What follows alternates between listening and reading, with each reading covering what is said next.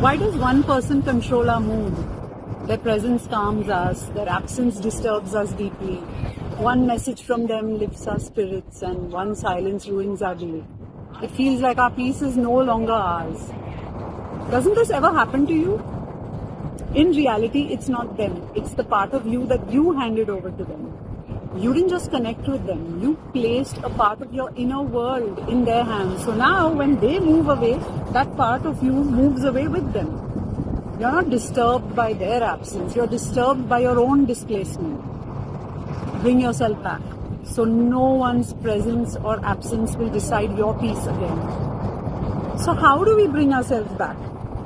By recentering our own gravity. And how do we do that? So when we feel a dip in our moods due to their silence, we acknowledge it without judgment. We diversify our joy by reinvesting time into our own lives, thus diluting the power that somebody else has over us. We often interpret silence as a negative choice directed at us. But most of the time, silence is just life happening on the other end. Maybe their silence has everything to do with their schedule and nothing to do with your words. And most importantly, take your power back. Be true to who you are. Be authentic. Speak your mind. Choose self-respect.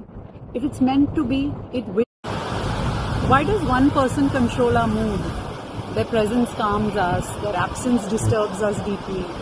One message from them lifts our spirits, and one silence ruins our day. It feels like our peace is no longer ours. Doesn't this ever happen to you? In reality, it's not them. It's the part of you that you handed over to them. You didn't just connect with them. You placed a part of your inner world in their hands. So now when they move away, that part of you moves away with them. You're not disturbed by their absence. You're disturbed by your own displacement. Bring yourself back. So no one's presence or absence will decide your peace again. So how do we bring ourselves back? By recentering our own gravity. And how do we do that? So when we feel a dip in our moods due to their silence, we acknowledge it without judgment.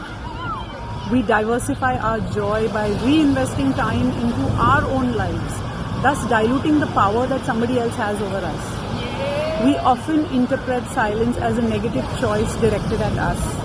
But most of the time, silence is just life happening on the other end. Maybe their silence has everything to do with their schedule and nothing to do with your words. And most importantly, take your power back.